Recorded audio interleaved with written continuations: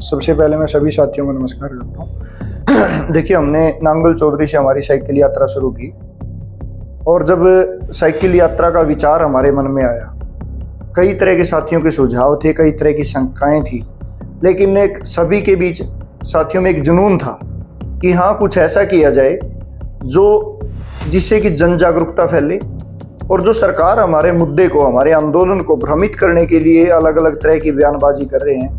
कभी इसको आर्थिक भार बताने की कोशिश की जा रही है, कभी देश और प्रदेश दिवालिया होने की बात की जा रही है।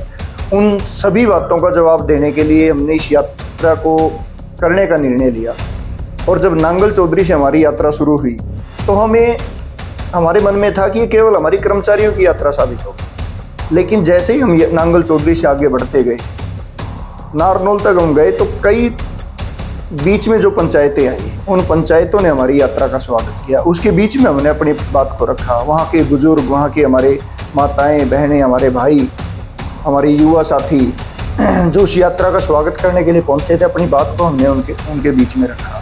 फिर हमने ये सभी को बताया कि ये मुद्दा केवल कर्मचारियों का मुद्दा नहीं है, ये मुद्दा आम जनमानस का मुद्दा है। हर कोई, एक गरीब मजदूर और किसान का बच्चा पढ़ लिख कर विधायक नहीं बन सकता, सांसद नहीं बन सकता, लेकिन एक गरीब मजदूर, किसान और छोटे दुकानदार का बच्चा पढ़ लिख कर कठिन मेहनत करने के बाद एक सरकारी मुलाजिम जरूर बन सकता है। उसके लिए जो हमारे माँ बापों ने हमें पेट काट काट कर पढ़ाया, गरीबी के बावजूद भी हमारी महंगी महंगी फीसें भरने का काम किया, केवल इस उम्मीद में कि कल ये सरकारी नौकरी में लगेगा और उसके बाद हमारा और हमारे परिवार का कुछ भला होगा।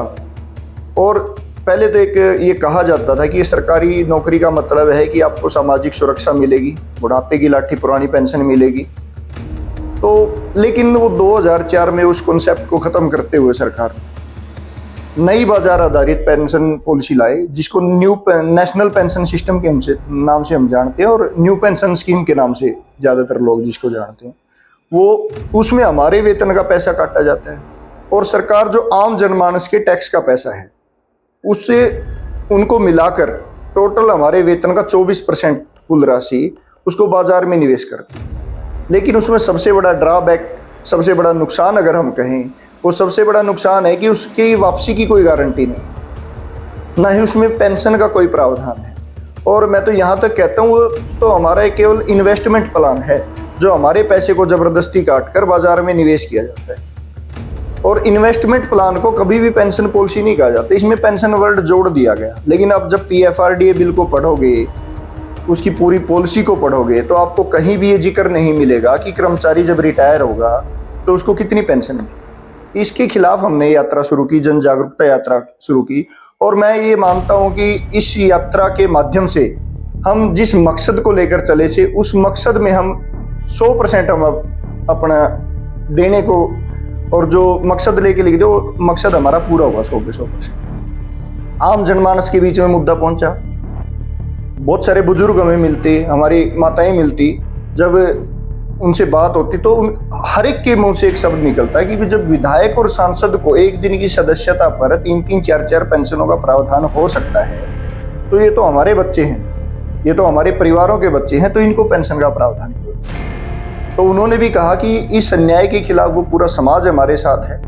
चाहे एक किसान संगठन आए, उन्होंने इस यात्रा में हमारा भरपूर सहयोग किया, चाहे मजदूर संगठन आए, कर्मचारी संगठन तो हमारे पहले दिन से हमारे साथ लगे, उसके साथ साथ हमारे छात्र संगठन, युवा संगठन, सामाजिक संगठन, सभी ने भरपूर सहयोग दिया। और नांगल चौधरी से चलती चलती हमारी यात्रा चंडीगढ़ तक एक जन आंदोलन का रूप ले चुकी। आज हरियाणा प्रदेश का मुझे नहीं लगता कोई व्यक्ति ऐसा होगा, कोई युवा ऐसा होगा, कोई बुजुर्ग ऐसा होगा, कोई बच्चा ऐसा होगा जिसको पेंशन आंदोलन के बारे में जानकारी ना हो। उसके साथ साथ किसान, जो हमारी ग्राम पंचायतें हैं, उन्होंने हमारा भरपूर सहयोग किया। और उसके लिए मैं तमाम इन संगठनों का, सभी का बहुत धन्यवाद भी करना चाहूँगा कि आपने अपने बच्चों के दर्द को समझा और इस दर्द में, इस आंदोलन में आप हमारे सहयोगी। अब आ जाती है सरकार की बात। अगर जैसे कि मैंने पहले ही बताया कि सरकार एक भ्रम फैलाने का काम कर रही थी इस आंदोलन में कि देश और प्रदेश दिवालिया हो जाएगा। पहले तो मैं इसी का जवाब दे दूं, जब देश आज़ाद हुआ, देश और प्रदेश गरीबी के हालत में थे, उस समय हमें पेंशन दी जाती थी कर्मचारी, और इन्हीं कर्मचारियों की बदौलत सरकारों ने अपनी नीतियों को आम जन तक पहुंचाने का काम किया और इस देश प्रदेश को आज इतनी ऊंचाई पर ले जाने का काम किया। इन कर्मचारियों को उसके अंदर अहम योगदान रहा और इसीलिए कहा जाता है कि कर्मचारी सरकार की रीढ़ होता है, सरकार के दोनों हाथ होता है जो उसको मजबूती प्रदान करने का।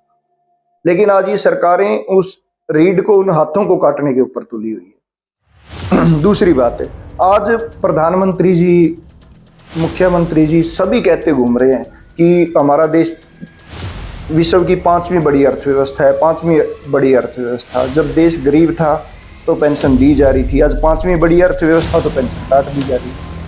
फिर मुख्यमंत्री जी ने कहा कि देश दिवालिया हो जाएगा और उसमें समय भी बताया 2030 तक।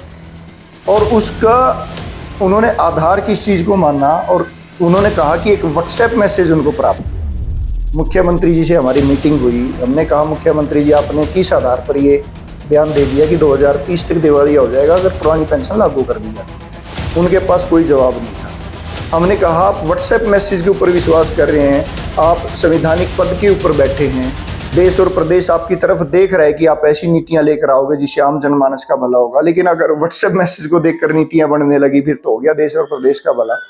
तो उनके पास जवाब नहीं था। हमने पूरे आंकड़े आज़ादी से लेकर आज तक बजट के सारे आंकड़े हमने दिए। कर्मचारियों की पेंशन के ऊपर पहले भी 4 से 5% ही खर्च था बजट का और आज भी इतना ही है और आने वाले समय भी 4, 5, 6% तक ही बजट का खर्च रहने वाला है। उसके लिए अलग से प्रावधान करने की जरूरत नहीं है। और हमने यहाँ तक भी आंकड़े दिए कि जो नई पेंशन योजना में सरकार अपने शेयर का 14% बाजार में निवेश करती है, अगर उसी पैसे को अपने पास रख लिया जाए, उस पैसे से ही एक कर्मचारी को 10 से 12 साल तक पेंशन दी जा सकती। और आज एवरेज एज ही अपना आम आदमी की अगर बात करता हूँ 68.5 साल है, कर्मचारी की लगा ले 2 साल और बड़ी ज़्यादा होगी उनसे। तो इसके लिए कोई अलग से प्रावधान करने की ज़रूरत नहीं। फिर एक बार बार शिक्षा मंत्री जी का मैंने बयान सुना कि मोंटेग अहलूवालिया ने कह दिया कि ये तो मुफ्त की रेवड़ी होगी। तो पहली बात तो मैं बता दूं, मुफ्त की रेवड़ियाँ तो वो हैं एक विधायक बनने के बाद 30 से 40 लाख रुपए की गाड़ी में चलने का काम करता है, बड़ी बड़ी बंगले कोठियाँ लेने का काम करता है, उसके साथ साथ हवाई यात्राएं फ्री लेने का काम करता है, मुफ्त में इलाज की उनके लिए व्यवस्थाएं हैं, टेलीफोन की हमारी जो सुविधाएं हैं वो उनको फ्री मिल रही हैं, नौकर चाकर उनको फ्री मिल रहे हैं। तो क्या ये बिजली उनको फ्री, पानी उनको फ्री, तो क्या ये मुफ्त की रेवड़ियाँ नहीं है? और कर्मचारी तो अपनी पूरी जवानी सरकार की सेवा में, सरकार की नीतियों को आम जनता तक लगाने में लगा देता है, तो उसकी मुफ्त की रेवड़ियाँ नहीं कह सकते। फिर जिस मोंटेग अहलूवालिया का उन्होंने बार बार जिक्र किया, ये वही अर्थशास्त्री हैं जिन्होंने 2009 में बयान दिया था कि 28 रुपये प्रतिदिन कमाने वाला व्यक्ति गरीबी रेखा से ऊपर है।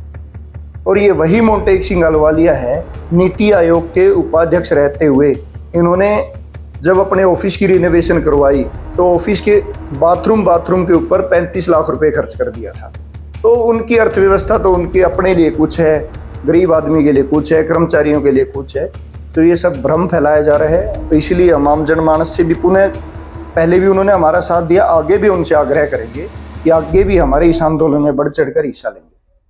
और सरकार से भी आग्रह करूंगा, आपको देश की चिंता है, आपको प्रदेश की चिंता है, उससे कहीं ज़्यादा हमारे कर्मचारियों को देश प्रदेश की चिंता है।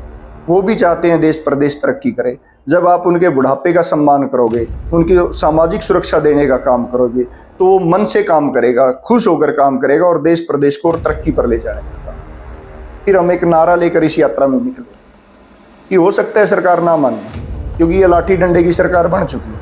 हमने बहुत बार इनसे आग्रह किया, ज्ञापन दिए, छोटे छोटे धरने दिए, प्रदर्शन किए, बड़ी रैलियां भी हमने की। जब सरकार नहीं मानी तो 19 फरवरी को लगभग 1 लाख से ज़्यादा कर्मचारी पंचकुला में इकट्ठा हुआ और मुख्यमंत्री उप मुख्यमंत्री से गुहार लगाने के लिए चंडीगढ़ पहुंचा।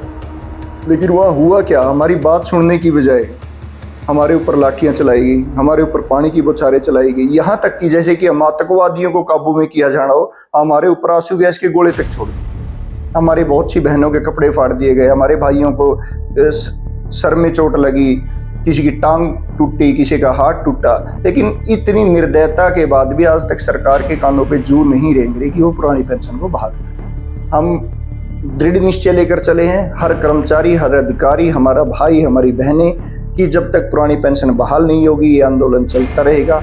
और सरकार अगर ऐसे नहीं मानी तो हमारे पास सबसे बड़ी ताकत बचती है, वो है वोट की ताकत। इसलिए हम एक नारा लेकर चले कि जो पेंशन बहाल करेगा वो देश पर राज करेगा। मैं तो माननीय मुख्यमंत्री जी, उप मुख्यमंत्री जी से कहना चाहूँगा, आप पुरानी पेंशन बहाल करो।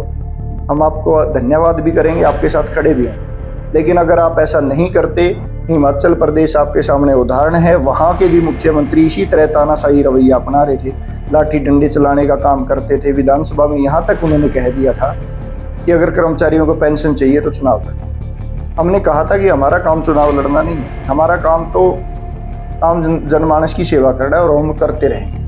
लेकिन हमने जब वहाँ वोट फॉर ओपीएस की मुहिम चलाई, अपनी वोट की ताकत दिखाने का काम किया, न केवल कर्मचारी एकत्रित हुए, आम जनमानस भी इस मुद्दे के ऊपर जब एक हुआ तो वो तानाशाह मुख्यमंत्री को बदलकर वैसी सरकार हमने बनाई जिन्होंने पहली कैबिनेट मीटिंग के अंदर पुरानी पेंशन बहाल की। और मैं तो विपक्ष से भी कहना चाहूँगा, कई बार विपक्ष को क्या लगता है कि कर्मचारी नाराज है, किसान नाराज है, मजदूर नाराज है और सरकार से नाराज है तो आपको ही वोट देगा। आप उनसे सच्चे वादे करो, झूठे करो। ये कर भी चुके हैं, दुष्यंत चौटाला ने हमसे किए थे 2019 के चुनाव में। उनके मैनिफेस्टो में ये सबसे ऊपर मांग थी, उन्होंने हर जगह घोषणा भी करी थी। लेकिन इस बार हम क्लियर कर चुके हैं, विपक्षी दल जो ये क्लियर करेगा कि सरकार बनते ही पहली कैबिनेट मीटिंग के अंदर हम आपकी पुरानी पेंशन बहाल कर देंगे, हम उनका साथ देंगे। लेकिन वो तभी निर्णय होगा जब चुनाव नज़दीक आएगा। अभी सरकार के पास समय है 6-7 महीने का। हमारा सरकार से मांग है और सरकार के खिलाफ ही हमारा संघर्ष ये जब तक जारी रहेगा। अब निर्णय सरकार को, पक्ष को भी लेना है, विपक्ष को। मैं तो विपक्ष के कई नेताओं को देखता हूँ, सुनने में खबर आ रही है कि बहुत सारे नेता हमारी ओल्ड पेंशन स्कीम का विरोध कर रहे हैं। उनको भी मैं क्लियर कर देना चाहता हूँ कि जल्द से जल्द अपना स्टैंड क्लियर करें कि आप पुरानी पेंशन बहाली के पक्ष में हो या नहीं हो। इस बार केवल ये नहीं होगा कि सरकार का विरोध है तो 90 के 90 हलकों में सरकार का विरोध है, 10 के 10 लोकसभा में सरकार का विरोध है। हम उस नेता का, विपक्षी नेता का विरोध करने का काम करेंगे जो हमारी पेंशन का विरोध करेंगे। इंडिविजुअल भी हम किसी का विरोध करेंगे। तो ये निर्णय सरकार को लेना है, ये विपक्षी दलों को लेना है, ये सरकार के नेताओं को लेना है, ये विपक्ष के नेताओं को लेना है। उन्हें कर्मचारियों का साथ चाहिए या नहीं चाहिए।